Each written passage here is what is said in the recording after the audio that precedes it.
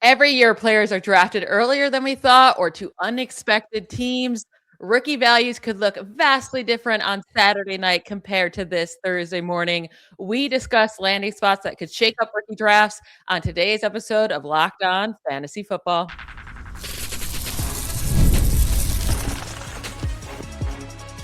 You are Locked On Fantasy, your daily NFL fantasy podcast.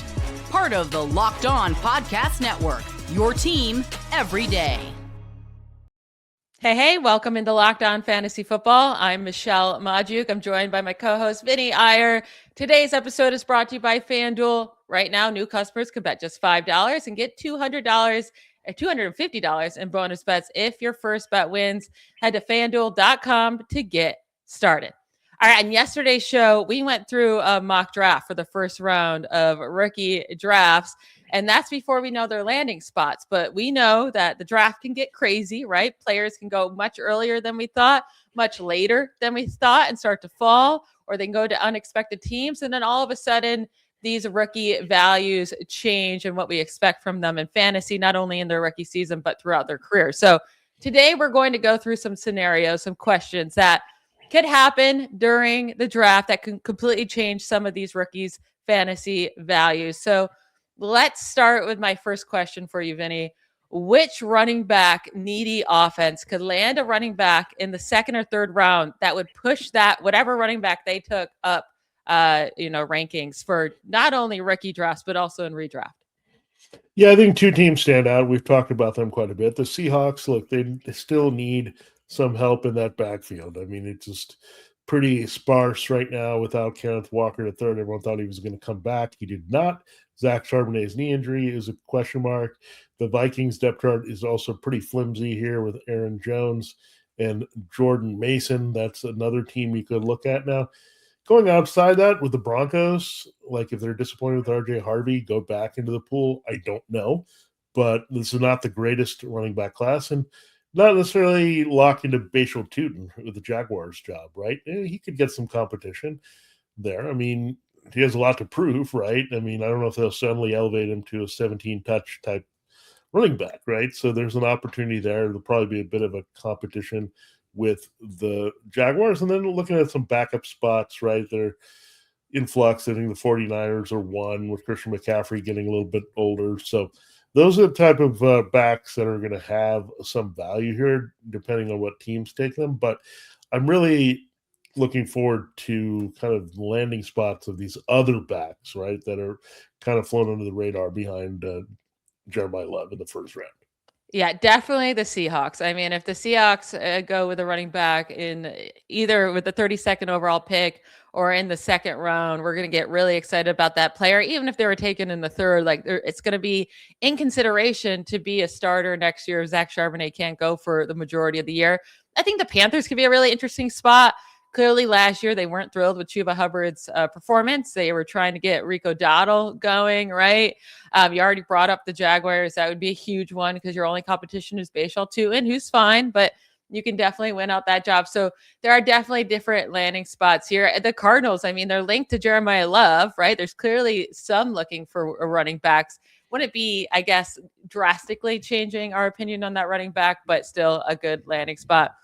Moving to my next question, where could Jordyn Tyson land for him to jump Carnell Tate, Makai Lemon in rankings? So, and a lot of rankings, and not just for the NFL draft, but rookie mock drafts for fantasy. Carnell Tate and Lemon are the first two wide receivers off the board. We just had that happen to us in our mock draft yesterday. So if Tyson landed where, would you say he's now the number one wide receiver that should be going in drafts? Yeah, obviously, let's start with the Browns. If they change course and take him, that's something you look at for sure. And also, look, the Commanders. You're going to trust those quarterbacks to get Tyson the ball? Well, look, someone's got to catch those targets. He's going to get a high volume there. And Shedeur Sanders did lock on to Harold Fannin Jr. quite a bit. So they're also limited. So that means they'll probably pepper one dude or two dudes with targets. So, again, no, I'm being a little cheeky there because Carnell Tate, we like him a lot because of the Browns and not having a lot of targets. But then you go down, the Commanders will be there at number 7. Obviously, Jane Daniels, if he's healthy, that's not a bad spot opposite Terry McLaurin to replace Deebo Samuel. Then you get into the Giants. Obviously, that is a great spot because Malik Neighbors, he is the number one, but he's also coming off a knee injury. They need some weapons here for Jackson Dart. We love Dart's upside here in fantasy. So I think there's a chance. I'd have to consider Tyson on the Giants and debate that versus Tate on the Browns, right? We just talked about the Browns being iffy, like Jackson Dart throwing downfield, especially if Neighbors needs a little extra time to get to full speed, which technically does happen here, even though he might be, quote, playing. He might be more of a decoy or slowing down early in the season before he can be unleashed. So I think that would make sense. The Dolphins are a tricky one, right? I mean, the Dolphins are in a similar boat to the Browns, except they have a veteran quarterback. I don't know, between Shedeur Sanders, Malik Willis, and then, of course, what do you have, the Jets and Geno Smith? I'm not sure what is the best because Willis is more running quarterback. It actually might be Geno a little bit because we know he can chuck and throw to some guys. So maybe that's where we might want him to go, to the Jets. But it's going to be tough to weigh. I think we have to look at the roles here. I think we do not necessarily want him on the Saints because Chris Olave fighting for targets there. So there are definitely ways to look at it. And these teams could also make moves where they kind of get rid of a receiver or make a change there after the draft and go in that direction. So again, Tyson is just as talented in a different way as these two guys. He kind of blends their skill set, the size of and outside ability of Tate with some big slot ability of Lemon. So any one of these guys, it would not surprise me if one finished first or one finished third, and it would not surprise me if one of them emerged into at least a top 25 wide receiver. I would say I actually really like the Saints landing spot for him. I think you're a little bit higher on Chris Olave overall than I am. I think Tyson could take over that wide receiver one role, and they could just have two really great receivers out there, right? And Tyson Olave. But I do think Tyson could thrive in that offense. The Ravens are one of those landing spots too, where if he lands, I mean, if Carnell Tate goes to the Browns and Makai Lemon goes to the Dolphins and Tyson goes to the Ravens, it's going to be like, okay, well, the Ravens have so many more opportunities for scoring, right? And to be on the field more and all of that. So I think the Ravens could be a really enticing spot too that might make Tyson become the number one guy. Now, my next question though kind of goes with that. It's which out of these wide receivers, these top three guys, or I mean, I guess any of them, you can add Amari Cooper and KC Concepcion in two for the top five, could overcome being drafted by the Browns or the Dolphins or the Jets and still be elite? I would say my answer is Makai Lemon because he is that volume receiver. He is a guy that can be so good after the catch, just get the ball in his hands. I really would like to see him with the Dolphins. I actually think like that would make me really excited. Maybe would make him my top guy over Carnell Tate if he lands with the Browns. But I think Makai Lemon can overcome any landing spot with his skill set. Yeah, he's the one who can. I mean, he's not as quarterback dependent because he can get open in a short intermediate area. So it's not dependent on how far that quarterback can push the ball downfield. I think Tate needs a little bit of that. Tyson needs a little bit of that, where the guy can stretch the field a little bit, the quarterback, and hang in there. But with Lemon, I think the volume is going to come no matter what. And we talked about the Rams being a favorite team. Look, it may not be ideal, but if they're targeting a receiver, they're not going to, in the first round, as a contending team, they're not just going to have him sit and watch the other two guys, right? He'll have a key role in that offense and maybe transform that offense. Again, you can't trust Adams to stay healthy at 34. Nakua might be okay, but then if it's Nakua and what Makai Lemon can do, then you're really looking good. So either of these options, Jets, Dolphins, I think he's the least team dependent of these receivers and less quarterback dependent as well. So I really like Lemon to get it done here. Again, he just is a quarterback's best friend and getting open quite a bit all over the field. To go off of that and to keep going on to these next tier of wide receivers in Amari Cooper and KC Concepcion, is there anywhere they could be drafted, they could land, that would make them like jump over any of the top three guys in rankings for either dynasty or for just 2026, the rookie season and redraft leagues? Like, let's say they land with the Eagles, right? And because we all expect AJ Brown to be gone to the Patriots by June. Are you taking, like, if they land Omar Cooper, the Eagles, and they're saying, all right, this is going to be our next guy instead of AJ Brown, is he more enticing than any of those top three if they don't land in these good spots? Or if the Ravens go with Cooper or Casey Concepcion or something like that, would that change your mind about them? Yeah, I think I would feel a little bit better in general about Omar Cooper because Concepcion needs some concepts that really fit him well. He's got to play off another receiver. Where you can look at Omar Cooper, he has some of the skill sets to be that kind of busy X receiver for a team and really get open. So again, if all that shifts and the Jets have to go there or the Dolphins have to go there later in the first round, I'd feel pretty good about Omar Cooper. Again, he kind of has risen up the boards here because he's shown that he's a pretty complete receiver. Some didn't know if he's a big slot, they didn't see if he's an outside guy, can stretch the field. I think he's a combination of all these things, which is some very welcome qualities here. So I'd say Cooper has a chance right now.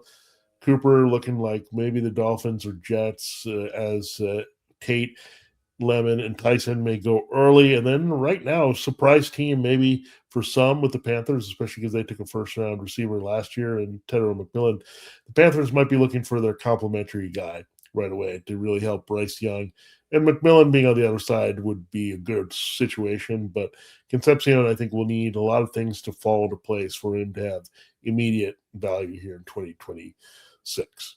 Yep, absolutely. All right, let's take a quick break. I have a couple more wide receiver questions to get into for this draft, some tight end questions, and a Ty Simpson question for you as well. So we'll get into all of that right after a quick break. The NBA playoffs are here where every possession matters, every matchup is magnified, and every game can swing a series. And right now, FanDuel is giving new customers a great way to get in on the action.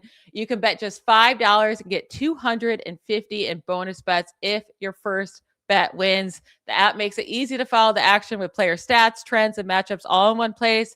And during the playoffs, the extra insight really matters when you're looking at stars, role players, and key moments. One bet I'm eyeing is the Spurs are only 1.5-point favorites against the Trailblazers on Friday. And I get it. Wemby is most likely not going to play because he got concussed this last game, but they should have still won without Wemby in this last game. Now they have time to actually prep knowing Wemby won't be there. So they're going to take down the Portland Trailblazers on Friday by more than 1.5 points. So if you want to get in on that action, just head to FanDuel.com to get started. It makes the entire playoff experience more fun, more engaging from start to finish. Again, FanDuel.com to get started. FanDuel, play your game. All right, let's get into some more questions here. Things that could happen during the NFL draft that would change some of these rookies' values heading into fantasy next year. Now, sticking with wide receivers here, what would you say is the most overhyped landing spot for wide receivers? So somewhere people think would be a great landing spot for one of these top guys, but not so much. I talked about this on yesterday's show. I think it's the Rams because they already have two guys for this year in Puka Nacua and Devontae Adams, and then who knows what happens to Stafford after that. So I think that spot's being overhyped. But what would be your spot that you think is being overhyped? Yeah, I don't really want another receiver on the 49ers. And as someone that you wanted Ricky Pearsall to have a little bit more value as well, I don't think you want to see that either. I think they're okay. It looks like they're trending away from taking a wide receiver, at least early in this draft. The Rams, we'd have to wait and see. I do like Makai Lemon fitting there, but again, he's going to have to fight for targets if Adams and Nacua are there. I think Lemon is a bigger thing that you look at more again in 2027 in that situation where Adams could be hanging it up and moving on, and then you have a great 1-2 punch with Nacua. But in shorter term, Rams are not the best. Now, I think you look at the 49ers, again, just being a little bit loaded there. I think you definitely want a place where the targets are going to be plenty. I actually don't like the Chiefs or Bills early or in this first round because, again, I don't want to see that. I mean, the Chiefs and Bills have gone through this how many times, right? I don't want to see it. I don't want to see them end up with another Xavier Worthy or Keon Coleman. I don't want to see it. They have enough. One team traded for DJ Moore. The other team has Rashee Rice, Travis Kelce back, and some depth there with the Kansas City. So I don't want to see either of those teams.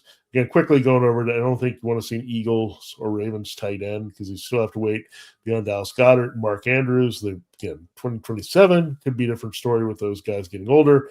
And then running back, definitely you don't want to see anyone landing behind a workhorse. But I think of those teams, no Chiefs running back behind Kenneth Walker. That could be really disruptive to both backs in that situation.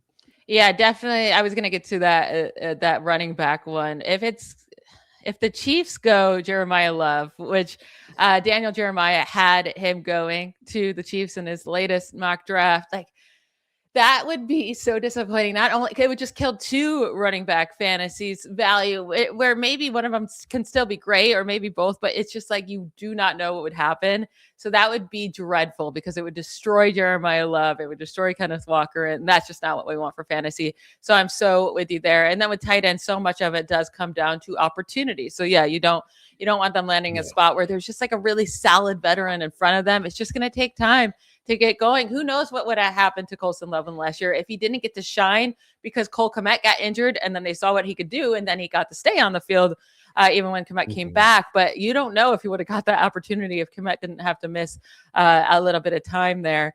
Another question for you. Which team could take a wide receiver late in the second round, like late second round through the fourth round, that would instantly boost that player up, whoever they took that wide receiver in the ranks? So someone we're not like super high on, but they land in this spot and it's like, they have opportunity immediately. Like think of Amon-Ra St. Brown when he went to the Lions in the fourth round. It was like, well, he's the only guy there, so he has to at least get the opportunity. Well, I think the Titans are looking at their offense completely differently here. If they had Jeremiah Love, you got Cam Ward, I like Gunnar Helm, the tight end. Their offensive line could get a little bit of extra work here. I think they're going to have a good draft and really improve their team. And we like Ward as a sleeper. He needs receivers, right? Eli Manor, okay. You have him. Calvin Ridley looks like he'll be somewhat returning in the mix, but that doesn't excite us. Chimere Dike racked up a lot of yards, but a lot of that came through the return game. So we definitely want to see a wide receiver on the Titans, maybe a guy that can be a true go-to guy. Maybe that's what they're thinking, right? Add your workhorse running back, add a top offensive lineman, add a impact receiver, maybe even in that order, right? For the Titans as they transition with Brian Daboll. So then Daboll can see that, and the whole team can say we need some more wide receiver help that's a little bit more reliable, especially after contained work in free agency. I know they picked up Wan'Dale Robinson, but that doesn't do a lot, right? To make you believe he's a number one, he's a number two, right? He's a slot guy that you kind of do short possession with. And the other team I would look at is the Commanders. It doesn't look like they're going to key in on a wide receiver, even though they have that number 7 overall pick. I think they're leaning more on defense first, no matter what, early in this draft. So then you have the Commanders being in play for some of those receivers that come, maybe the Chris Bells or Chris Brazell, those type of players that are available later in the draft, to maybe a Skylar Bell also out there. So there's a lot of players that the Commanders could look at here in later rounds where it could really be effective here because their usage, especially kind of inside the slot and getting some volume away from Terry McLaurin. Yeah, I like all those. There's a lot of teams right now with depleted depth charts, right? I mean, whatever wide receiver, if the Raiders don't go wide receiver at the top of that second, I mean, whatever wide receiver they end up taking as they go along, like they're going to get an instant opportunity. And you brought up the rest of it, like the Dolphins too.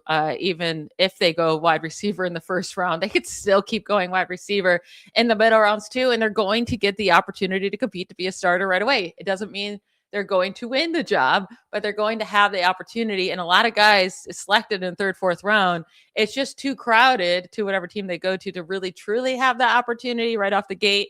And that's just not the case with some of these teams. Now, what about tight end? What is the tight end gold mine landing spot? What is like one spot that Eli Stowers can land in that would make you think, should he be drafted over Kenyon Sadiq this year?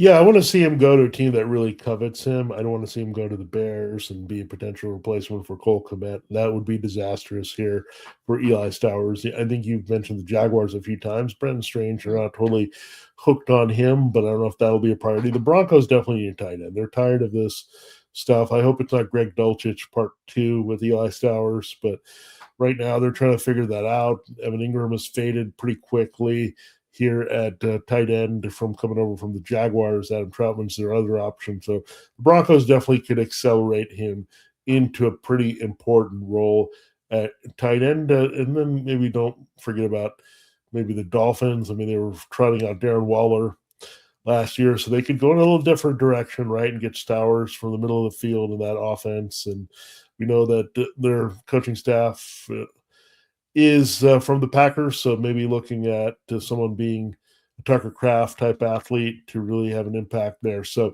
I'm looking at a lot of these teams that are really hurting at receiver are also hurting at tight end, and they need some plays here that can happen. Again, we mentioned the Buccaneers and Panthers. They could also wait, address a different need in the first round, then go after Stowers later. But yeah, I think the landing spot's going to be important for the tight end, but really beyond Sadiq and Stowers, I don't see a lot of impact here early, at least from this tight end class. I will say, like, if he lands with the Dolphins in the second round, right, Eli Stowers, that's going to be really, depending. I mean, if Sadiq lands with a team like the Buccaneers, it's like, okay, they have a lot of other options, right? Like, I like that landing spot, but if Stowers lands with the Dolphins, he can be the focal point of that offense, right? Immediately. I even like the Chiefs would be insanely enticing, right? Maybe you have to wait a year while Travis Kelce's still there, but if he's going to be Kelce's replacement, I mean, it's like, how long can Kelce keep going for? That would be really interesting too, to be like, okay, in dynasty leagues, do you consider Stowers over Sadiq? But yeah, I do think there are landing spots for Stowers for him to take over Sadiq. I don't think it's as big of a gap as others are making it, but that will be key there. And then obviously I keep bringing up the Jaguars. That would just be amazing. All right, let's get into our final couple questions here. We'll take a quick break to hear from a couple of our sponsors first.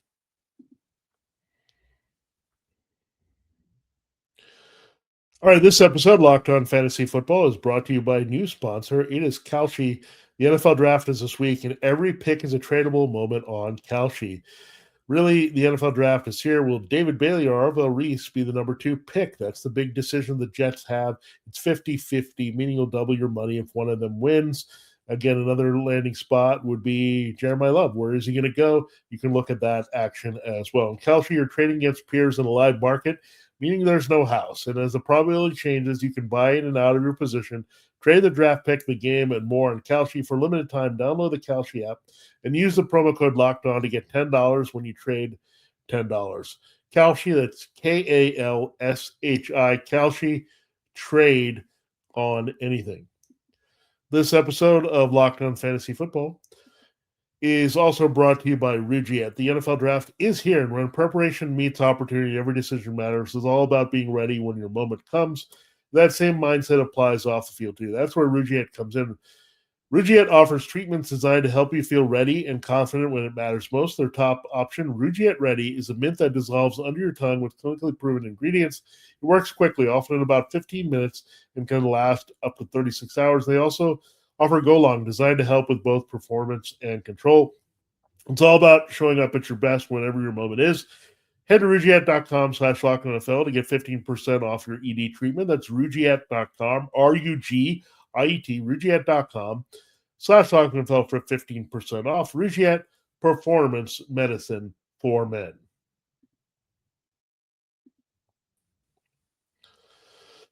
All right, Michelle, we're ready to field a few more of these curiosities, questions that we have about what's going to happen in the draft to shake up the rookie ranking. So what do you got next?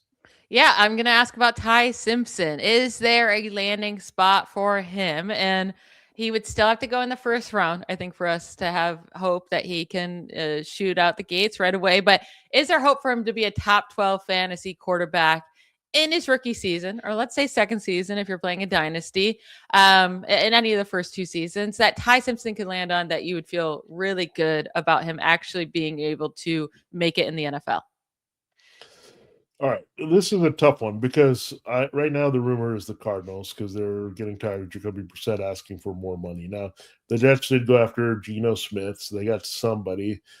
The Browns seemed like that's a place where he could absolutely take some lumps and get destroyed and not be all that relevant. So the Cardinals aren't the worst option because they did lead the league in pass attempts last year. Now, do I think they're going to be as pass happy? Do they want to be? They probably don't. They don't want to throw 38 times per game again. That means they're going to be a bad team throwing in the second half and probably have another close to 3-win season, right? But the volume is there. It's a different offense with Mike LaFleur taking over and Nathaniel Hackett. That's a combination where you think, okay, more pocket passing. Plus the weapons are decent, right? Between Michael Wilson and Trey McBride, they obviously had big fantasy seasons with Brissett. The guy you have to unlock a little bit more with a new coaching staff is, of course, Marvin Harrison Jr. So that wouldn't be the worst. There's some weapons there that you can work with. Browns, the Jets, we'll have to see what else they do to upgrade. But right now, I think the favorite would be Ty Simpson on the Cardinals because they can take a shot at him in the second round. If it doesn't work out post Kyler Murray, they can go right back in and go get a quarterback in the first round.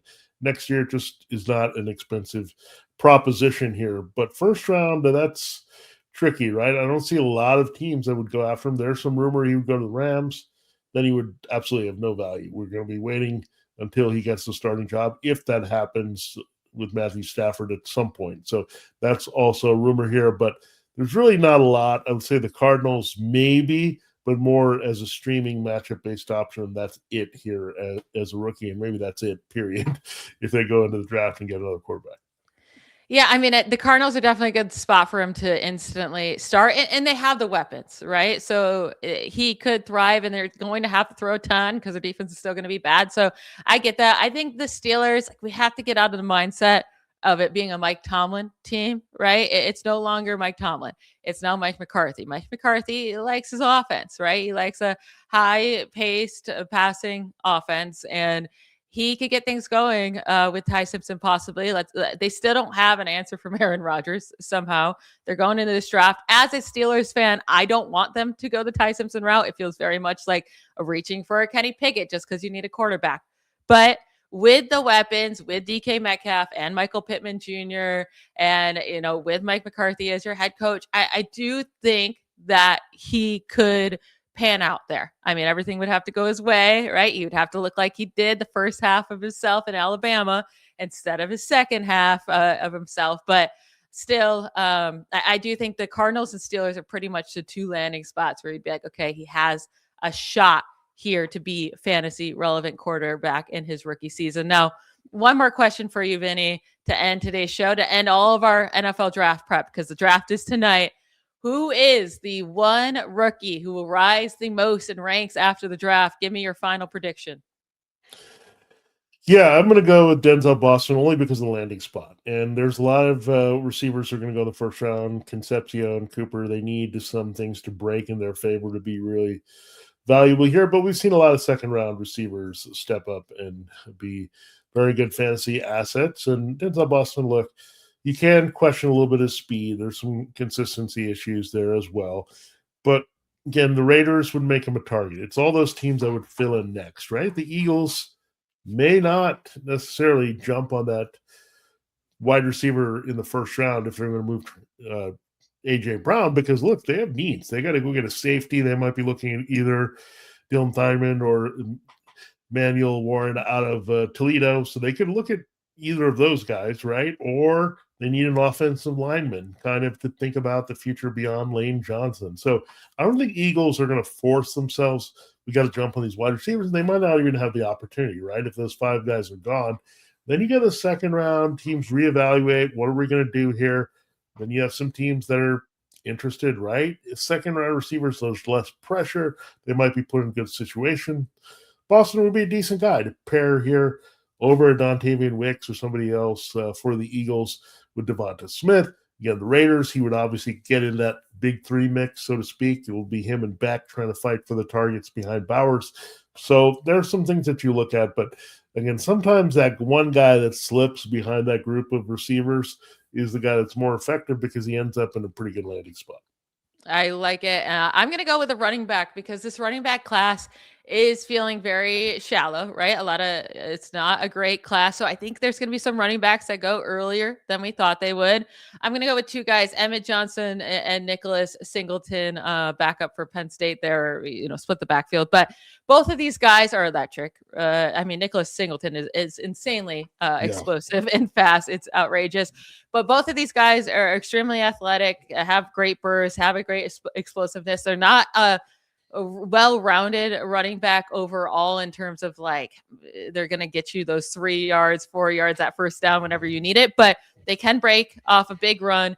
They give you that receiving ability as well. So remember, Devin Achane going in the 3rd round for the Dolphins a few years ago, and he was undersized and didn't have everything a team was looking for. But I do think these running backs, a couple of them could go earlier than we thought. And if they land on a team like the Jaguars, like the Seahawks, like the Panthers, like the Vikings, they're going to get an opportunity. And I think they could rise in boards because people are excited about that. So those will be I guess I'm cheating. I'm going with 2 final predictions there. One of either Emmett Johnson or Nicholas Singleton. Yeah, any of these backs really on day 3, even you take a shot on them, it really could be about the landing spots because there isn't a great running back class here. So it could be a team specifically locking on a player that they like in their system, and he comes through here. So a, quote, late round running back of some sort will make an impact, and they always do. So you made a right call there. 5th, 6th round, you've seen those guys, 7th round, even undrafted, have been fantasy assets, at least for a little while, right? The sustaining part is hard, but we've seen with Isaiah Pacheco, Dameon Pierce, James Robinson, you get a little bit of top fantasy value from that person in a short period of time. So that's a good call by you. All right, that's it for today's show. We'll be back tomorrow, and we're going to have actual landing spots for all these top rookies that go in the 1st round. So that will be exciting to talk about. And now we can actually talk about our expectations with what the opportunities will be for them. So make sure you listen to that show. You can subscribe and follow Locked On Fantasy Football so you never miss an episode. And if you never miss an episode already, the Everydayer Club is built for you. Get Locked On Fantasy Football ad-free every day, Monday through Friday, plus members-only Discord access and more, all for just $5 a month. Head to lockedonfantasyfootball.supercast.com or check the link in the show notes to join the club. We'll talk to you later. Bye, y'all.